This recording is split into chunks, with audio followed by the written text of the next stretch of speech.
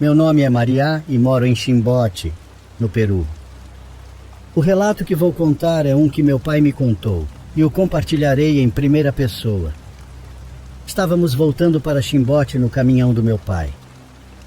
Dentro estávamos minha mãe, minha irmã, meu avô e eu. Vale mencionar que já estava escurecendo, então acabamos estacionando para descansar. Como eu estava muito cansada, não demorei a cair no sono junto com minha irmã, mas não havia passado nem uma hora quando acordei ao ouvir uns ruídos muito fortes vindos do lado de fora. Eu estava prestes a perguntar o que estava acontecendo quando meu avô me disse algo que realmente me assustou. Shhh, não façam barulho. Os sons lá fora pararam por um momento, mas logo voltaram. Pelo que ouvi, eram cavalos galopando, indo e vindo. Vi então meu avô tirar o cinto de couro e pegar a pequena cruz que ele sempre tinha no bolso do casaco. Depois disso, ele nos olhou e disse: "Não se mexam e fechem bem os olhos. Mesmo que ouçam vozes, por nada nesse mundo saiam do caminhão." Naquele momento, eu estava tremendo de medo. Então segui as instruções dele à risca enquanto o via descer do caminhão. Depois disso, ele começou a rezar enquanto dava cintadas no ar. Ele continuou assim até que, pouco a pouco, o dia começou a clarear e só então nos deixou sair. Assim que coloquei o pé para fora, vi um círculo ao redor do caminhão formado por pegadas de cavalos e, em uma direção, era possível ver como elas seguiam pelo caminho até desaparecerem. Meu pai desceu do caminhão dizendo que também ficou assustado e, antes de fechar os olhos, viu pelo retrovisor uma mancha escura em cima de um cavalo. Desde aquela noite, meu avô disse que nunca mais passaria por aquele caminho. Ao amanhecer, ele percebeu que estávamos ao lado do Sino do Diabo, um morrinho conhecido por ser palco de eventos sem explicação e encontros com espectros malignos.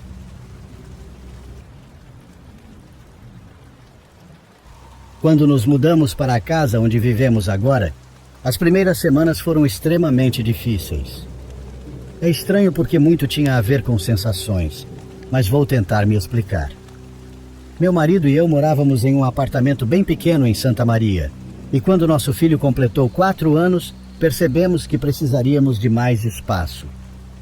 Então surgiu uma oportunidade em um conjunto de casas daquelas onde todas são iguais e muito pequenas, mas com um preço excelente para alugar.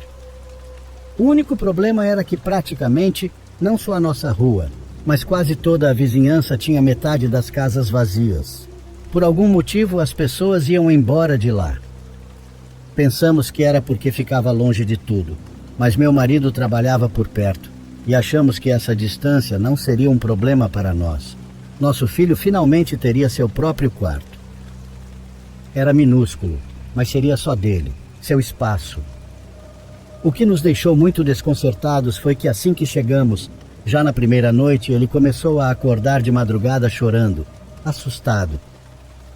Ele dizia que tinha medo da senhora da janela, mas naquele quarto nem sequer tinha uma janela, mas sim um vitrô que não dava para ver nada quando estava fechado. Concluímos que era apenas medo da mudança e de dormir sozinho pela primeira vez. Achávamos que ele fazia isso para que o levássemos para dormir conosco, e assim o fizemos, mas sempre o advertíamos de que ele deveria dormir em seu quarto, pois não havia nenhuma senhora ali. As histórias sobre a senhora da janela começaram a fazer parte da personalidade dele nessa época. Ele sempre contava para os avós como ela o assustava, como entrava no quarto pela janela, e que quando íamos até ele, ela se escondia debaixo da cama. Ele dizia que ela estava sempre rindo dele e de nós. Contou que uma vez ela se escondeu atrás da porta quando eu fui checá-lo e que fazia sinal com o dedo para ele não contar nada, sempre rindo com os dentes amarelos igual do seu tio Mário.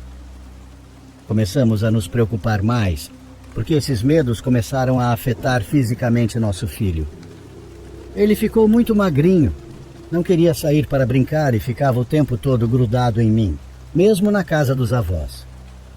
Ele perdeu completamente sua independência, embora sempre havia sido uma criança confiante. Em uma dessas noites, mesmo dormindo conosco, Me surpreendi ao ouvir barulhos vindos do quarto dele. Mas ele estava ali, entre meu marido e eu. Acordei meu marido para que prestasse atenção. Ele também ouviu e levantou-se para verificar, mas não havia ninguém. Ficamos com medo de que houvesse alguém na casa vazia ao lado, que compartilhava uma parede com a nossa, pois meu marido havia pedido permissão para pôr a moto lá dentro. Chamamos a polícia, mas nunca apareceram. No dia seguinte, meu marido verificou tudo, mas as portas e janelas da casa ao lado estavam intactas. Não conseguimos entender o que poderia ter acontecido. Alguns dias depois, chegou uma família para ver a casa do lado direito. Eles disseram que a haviam acabado de comprar e que fariam alguns reparos antes de se mudarem. Ficamos felizes porque pareciam boas pessoas e parecia que também tinham um filho pequeno. Mas conforme começaram a reformar a casa, encontraram muitos problemas que não haviam previsto. Numa noite em que meu filho estava ainda mais assustado que o normal, disse que a senhora havia puxado sua perna e queria levá-lo. Ele ficou tão mal que até teve febre. Fui preparar um chá e buscar um remédio, enquanto meu marido tentava acalmá-lo. Ao subir as escadas para voltar ao quarto dele, vi uma mulher sentada lá dentro. Não parecia um fantasma. Era uma mulher real de costas para mim. Ela tinha cabelo grande entre grisalhos e brancos, bem feios. A luz do corredor iluminava sua sombra na parede, e isso me aterrorizou ainda mais. Ainda tinha aquele nariz que parecia absurdamente longo, como uma bruxa de contos. Gritei, derrubei o chá e corri para o nosso quarto, implorando ao meu marido que não saísse. Só consegui me acalmar ao ver o estado do nosso filho. Por ele eu consegui. Meu marido saiu depois de um tempo e verificou tudo, encontrando apenas um tufo grande de cabelos brancos na cama do nosso filho. Pedi que ele queimasse e que fosse tomar um banho bem tomado. Praticamente o joguei debaixo do chuveiro. No dia seguinte, minha mãe veio ficar conosco. Ela não tem medo dessas coisas e decidiu dormir no quarto do meu filho. Minha mãe tem o hábito de rezar e talvez isso tenha ajudado, pois nada aconteceu com ela. 2 semanas depois, enquanto reformavam a casa ao lado, os vizinhos nos chamaram para ver algo e pediram que não levássemos nosso filho. No quarto pequeno da casa deles, perceberam que a parede era de outro material. Ao derrubarem a parede falsa, encontraram um espaço de cerca de 20 centímetros entre ela e a parede original. Lá dentro, havia uma túnica e um vestido preto, o mesmo que eu havia visto na mulher do quarto. Era feito de um tecido inconfundivelmente brilhante e estava preso à parede com os braços abertos, formando a figura de uma pessoa. No chão havia algo que parecia sal e muitos desenhos na parede, feitos com giz opaco, mas que não conseguimos identificar. Embora não sejamos religiosos, os vizinhos chamaram um padre para abençoar a casa deles, e ele também abençoou a nossa. Desde então, nada mais aconteceu, nem na nossa casa, nem na casa ao lado. Mais tarde descobrimos que aquela rua era conhecida antigamente por ser onde vivia a bruxa.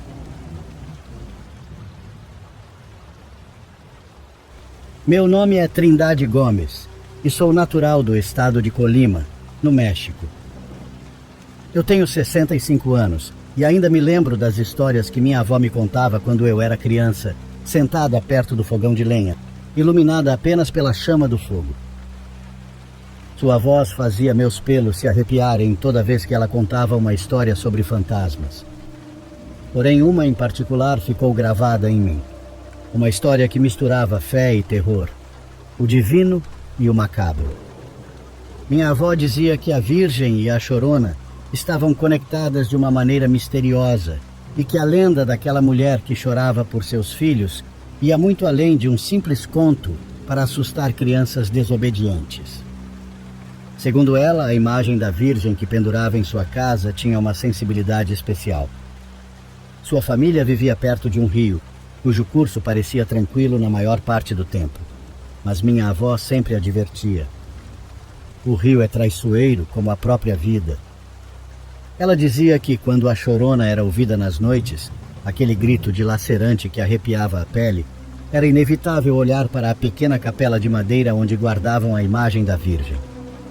Segundo ela, se a Virgem chorava, era um presságio de que algo ruim iria acontecer, fosse no povoado ou em nossa família. Não se podia explicar por que aquilo acontecia, mas minha avó tinha certeza. Dizia que aquelas lágrimas eram um sinal de alerta, uma prece silenciosa para quem soubesse interpretar sua mensagem. Uma dessas noites aconteceu quando minha avó tinha apenas 12 anos. Já fazia 2 dias que chovia sem parar.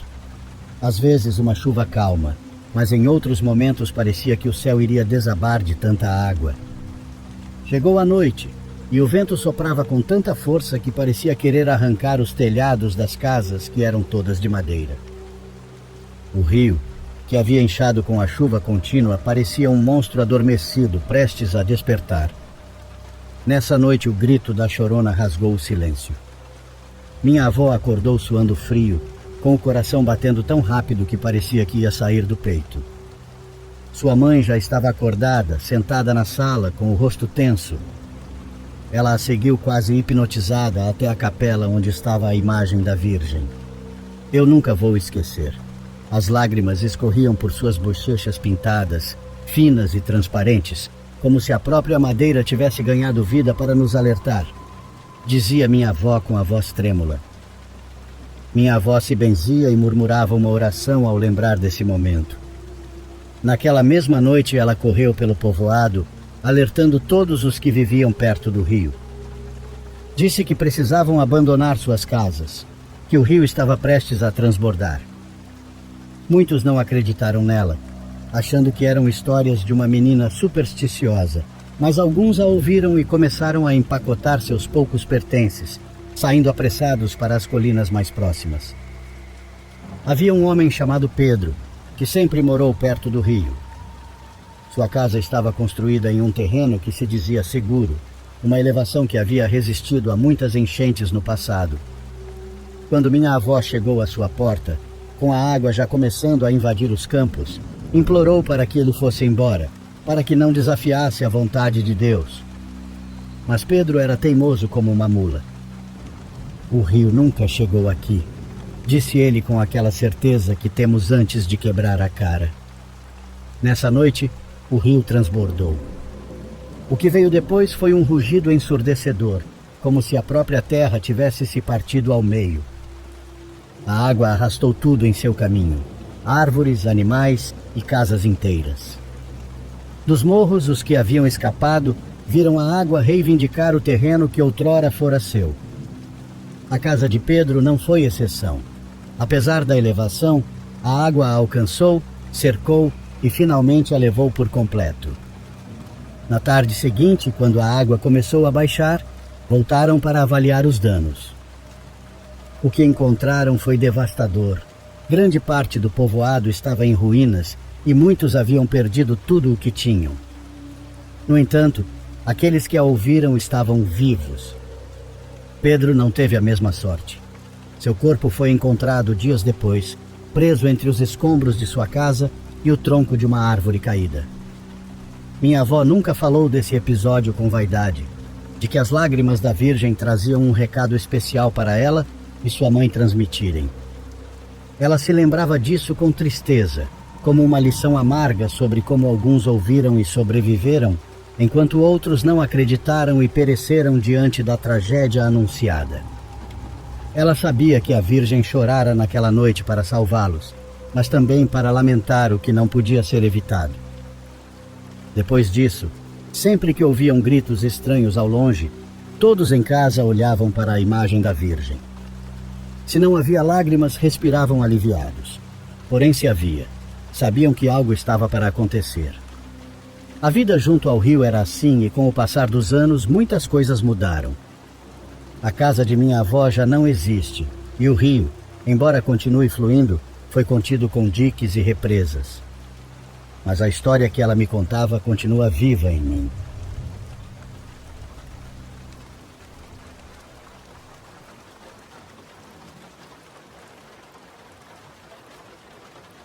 Isso aconteceu na véspera de Natal de 97, quando eu tinha 9 anos.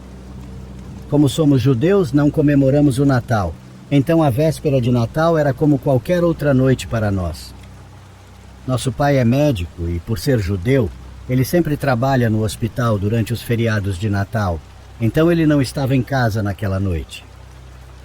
Isso nos deixou, eu e minha irmã mais nova, sozinhos durante a noite, enquanto nosso pai trabalhava. Obviamente, nossa mãe também não estava em casa. Ela era alcoólatra. Naquela época, com apenas 9 anos, eu não tinha ideia do que era alcoolismo. Tudo o que eu sabia era que minha mãe sempre apagava quando escurecia, e era quase impossível acordá-la. Desculpe se isso soa rude ou como informação demais, mas é relevante para a minha história. Minha irmã e eu estávamos na sala assistindo TV quando ouvimos uma batida na janela. Como era o mais velho, fui ver quem era.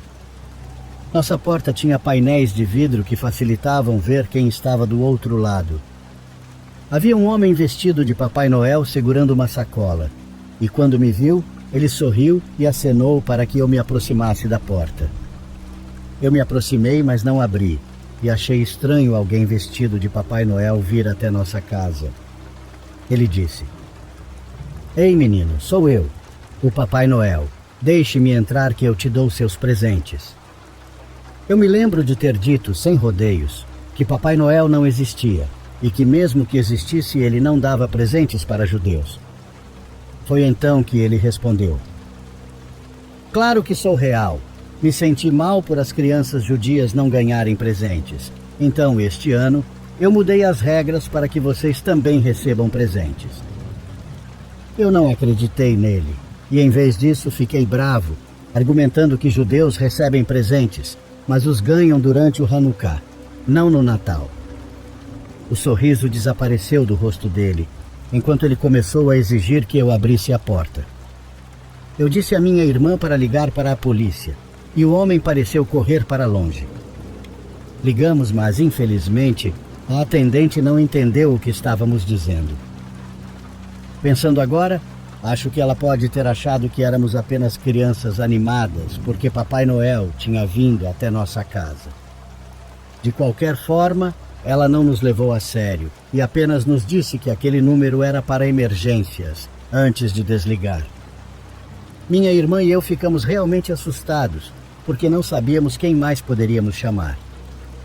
Como tínhamos apenas 7 e 9 anos, os únicos números que sabíamos discar eram o de casa e o da polícia. E como era nos anos 90, meu pai não tinha celular ainda, e eu não fazia ideia de qual era o número do hospital para contatá-lo lá.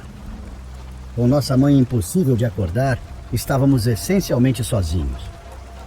Esperávamos que o homem não voltasse, mas alguns minutos depois, ele estava batendo na porta novamente. Ele disse que sabia que a polícia não viria e ordenou que o deixássemos entrar, ou estaríamos em grande apuros. Minha irmã começou a chorar e correu escada acima tentando acordar nossa mãe. Sem saber o que mais fazer, fiz a única coisa que fazia sentido para minha mente de 7 anos. Peguei várias velas que tínhamos para a menorá, acendi todas e corri para debaixo do detector de fumaça. Nisso apaguei rapidamente as velas e as joguei para cima, em direção ao detector. Felizmente deram fumaça suficiente para acionar o alarme de incêndio. Como adulto, hoje percebo a merda que isso poderia ter dado, mas felizmente eu não coloquei fogo na casa. Na época, eu sabia que o alarme de incêndio chamaria automaticamente a emergência e enviaria ajuda para a nossa casa. O corpo de bombeiros, que ficava a menos de 2 minutos da nossa casa, chegou bem rápido. Minha irmã desceu as escadas assustada com o alarme, mas eu disse a ela que não havia fogo e para não sair de casa, mas sim esperar ali comigo. Para minha surpresa, o homem ainda não tinha ido embora. Em vez disso, ele correu até os bombeiros, presumivelmente dizendo que estava feliz que eles tinham chegado. Lembro-me de que ele afirmou ser nosso pai e que tinha se vestido de Papai Noel para nos surpreender. Ele disse que o traje não tinha bolsos para as chaves e que, com a porta trancada, ele não podia abri-la para nos salvar do incêndio. Ele implorou aos bombeiros para arrombarem a porta e, surpreendentemente, Eles pareceram acreditar nele. Eles estavam se preparando para arrombar a porta e nos disseram para nos afastarmos. Mas começamos a chorar, gritando que ele não era nosso pai, que nosso pai estava trabalhando no hospital e que não fazíamos ideia de quem ele era. Também gritamos que nem comemorávamos o Natal. O bombeiro que estava prestes a arrombar a porta, felizmente, parou e nos ouviu. Eu disse que éramos judeus e mostrei o meu quipá na cabeça, assim como a nossa menorá. Então desabei em choro, explicando como acionei o alarme para tentar pedir ajuda porque a polícia não acreditava em nós. E pedi que, por favor, não deixassem o homem entrar.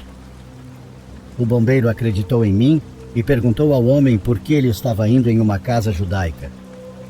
Não me lembro exatamente o que ele respondeu, mas os bombeiros claramente não acreditaram nele. 2 deles o imobilizaram no chão, enquanto outro chamou a polícia para vir até o local. Eles também perguntaram em qual hospital meu pai trabalhava para poderem informá-lo sobre o que estava acontecendo. A polícia chegou, prendeu o homem e um oficial ficou conosco até que meu pai chegasse em casa e explicasse a situação. Meu pai ficou furioso com minha mãe por estar bêbada e praticamente dormindo durante todo o incidente, mas acima de tudo estava grato por estarmos bem. Quanto aos natais, fiquei feliz em ter o nosso Natal usual, entediante e tranquilo no ano seguinte. Até hoje acredito que ser judeus salvou minha irmã e eu, porque se tivéssemos aberto a porta, há uma boa chance de aquele ter sido nosso último Natal.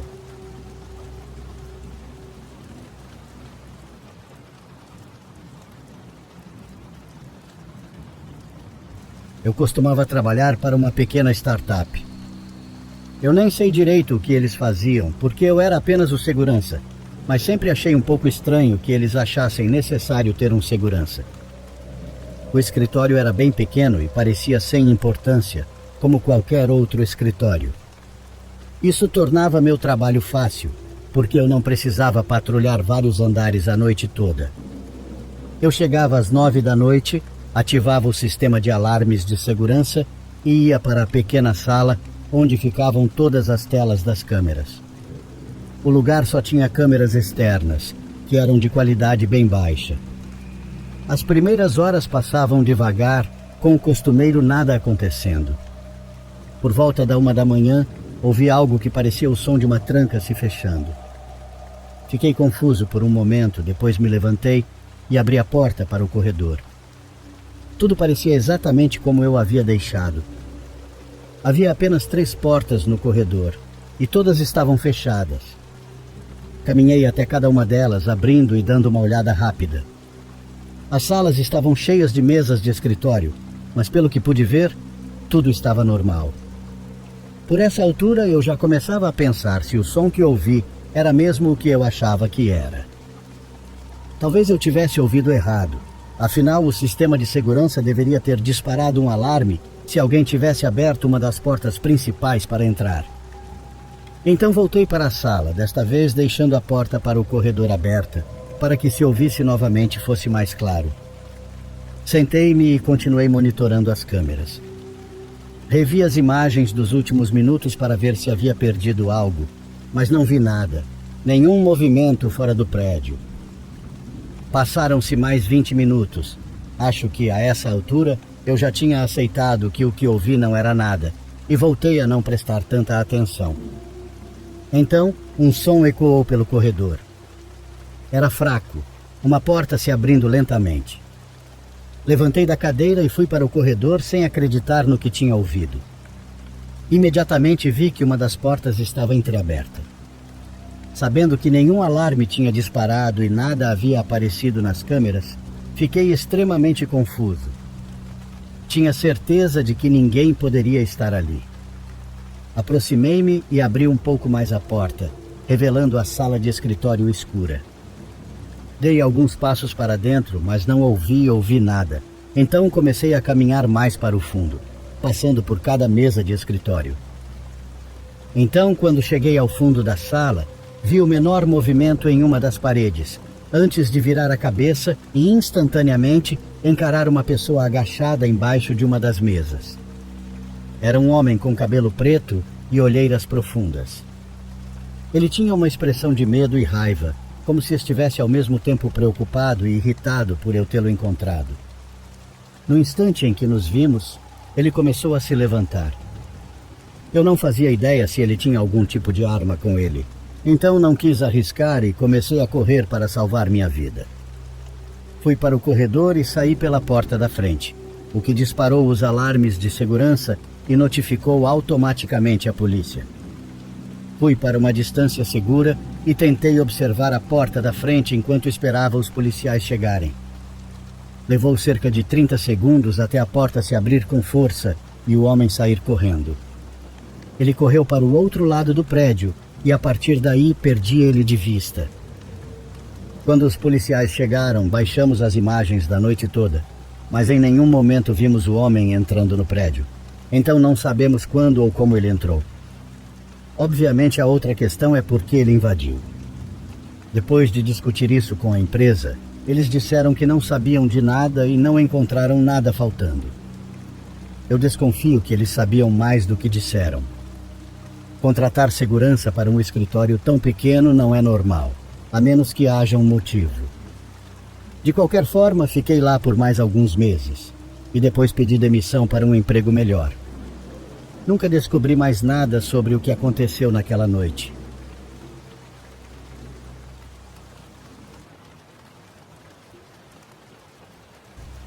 Olá pessoal, me chamo Raquel e vou contar a vocês sobre minha experiência no ano retrasado, quando estava voltando de uma visita à família do meu falecido esposo em Mexicali, retornando para Reynosa, onde temos nossa humilde casa. Para quem não é do México, devo explicar que essas duas cidades estão praticamente nos extremos da fronteira norte do país. Por questões de segurança, foi melhor planejar a viagem atravessando os Estados Unidos, viajando por lá com meu carro, indo do Texas até a Califórnia e voltando pela fronteira. Na ida, foi uma viagem tranquila, até entediante, porém, lembro-me bem de como, de repente, já no retorno, comecei a me sentir um pouco mal no meio do caminho. Olhei no mapa e ainda faltava muito para chegar a El Paso, no Texas, e achei que provavelmente encontraria um lugar para jantar e descansar lá, mas o desconforto foi aumentando. Era como se fosse ter um ataque de ansiedade, e foi então que encontrei um pequeno motel, daqueles tão clássicos que vemos nos filmes americanos, e me pareceu uma boa ideia descansar ali. Estava no meio do nada, mas, por sorte, eles também vendiam algumas coisas para comer. Pensei que seria melhor passar a noite lá e descansar do que continuar dirigindo daquele jeito. O lugar parecia até agradável, meio curioso, como aqueles que vemos no começo de muitos filmes de terror, e achei que no mínimo teria uma boa história para contar depois. O jovem que me atendeu parecia brasileiro ou português e não falava espanhol. Fiquei surpresa ao ver que todos os quadros e a decoração lembravam mais um hotel em Oaxaca do que um motel no deserto texano. Havia pinturas muito bonitas de lugares cheios de árvores, que me lembravam as ilustrações dos livros escolares, e fiquei encantada com elas, tanto que quase não prestei atenção nas fotografias. 3 retratos muito antigos que estavam espalhados pelo corredor fora dos quartos. Só me lembro que senti que não combinavam com o resto, mas nem cheguei a observá-los com atenção. Assim que entrei no meu quarto, me deitei, liguei a TV e adormeci profundamente. Não sei se estava cansada ou se naquele momento finalmente a emoção de ter conhecido a família do meu esposo, mesmo sem ele estar mais conosco, me atingiu de uma vez, mas só sei que adormeci. Acordei quando o quarto estava completamente escuro. Não sabia quanto tempo havia se passado e por um momento nem sequer sabia onde estava, mas pensei que estava sonhando, porque tinha certeza de que havia alguém no quarto comigo. Perto da porta do banheiro, sentada naquela velha cadeira que parecia ser o único móvel do quarto além da cama, vi o formato de alguém. Vi claramente a forma, toda de preto, como se fosse uma pessoa coberta por um manto negro, mas sentada muito ereta. Quando acendi a luz da lâmpada ao meu lado, percebi que era só minha imaginação, mas por algum motivo não conseguia parar de sentir aquela presença. Saí do quarto e senti o calor terrível do lugar. Era um calor peculiar. Havia um vento leve, mas quente, que batia no rosto, e tudo tinha um tom azulado. Estávamos a alguns minutos do anoitecer, mas as cortinas do meu quarto eram tão pretas que pensei que já era noite. Fui até a máquina de vendas para buscar algo que matasse a fome e me lembrei de que havia café na recepção. Ao chegar lá, não havia ninguém, então entrei atrás do balcão e me servi. Voltei para o quarto e no caminho de volta, observei novamente aquelas pinturas que tinham me encantado. Dessa vez notei algo. Os 3 retratos que achei ter visto, na verdade, não eram retratos. Eram apenas fotos de texturas, sem ninguém nelas. Eram apenas quadros antigos e vazios. Achei estranho porque há algumas horas eu poderia jurar que eram fotografias antigas, mas deixei para lá. Entrei no quarto um pouco confusa, mas não assustada ou algo do tipo. Liguei a TV para dormir com o som de fundo. Era uma TV antiga, mas tinha timer. Então programei para que desligasse à meia-noite e coloquei o alarme para continuar minha viagem ao amanhecer.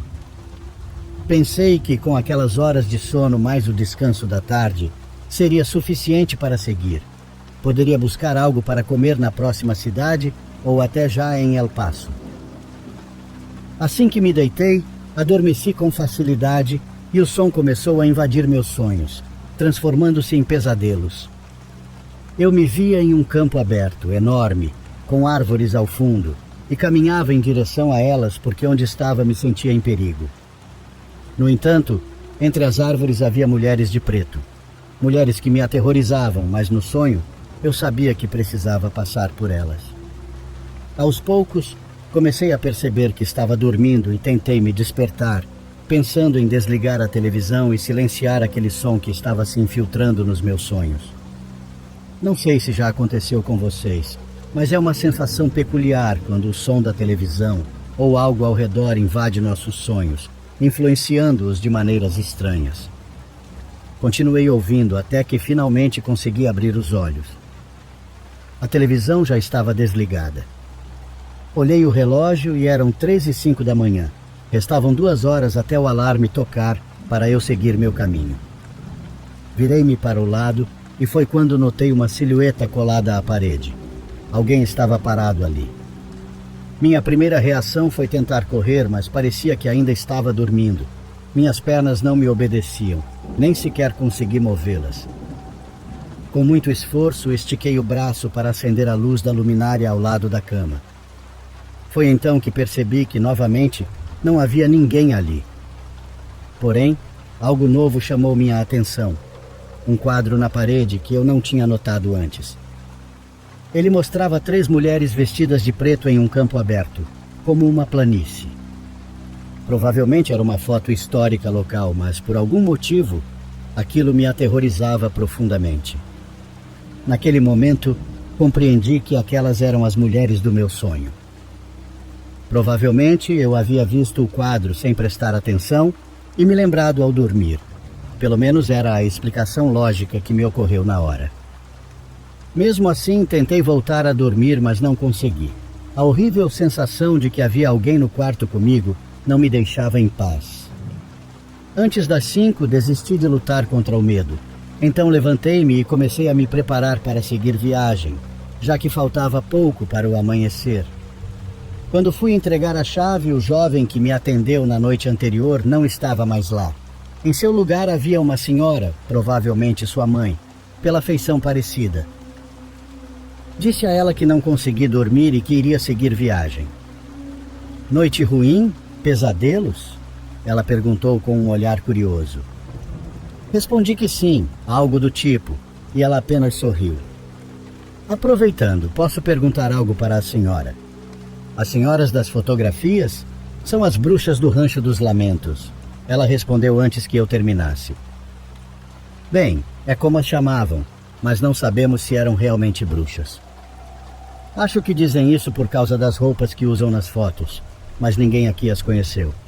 Elas eram donas dessas terras há muito tempo, talvez há uns 150 anos. Naquele momento, algo apertou meu coração. Não sei explicar o motivo, mas senti um medo indescritível. e agradeci por estar finalmente deixando aquele lugar. Ao me despedir, algo na senhora me deu uma sensação terrível.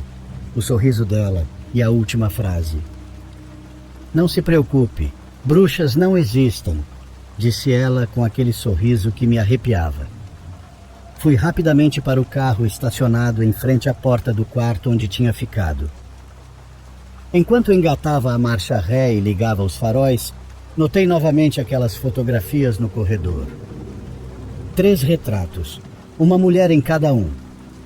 Não me atrevi a olhar diretamente nem a observá-las com mais atenção.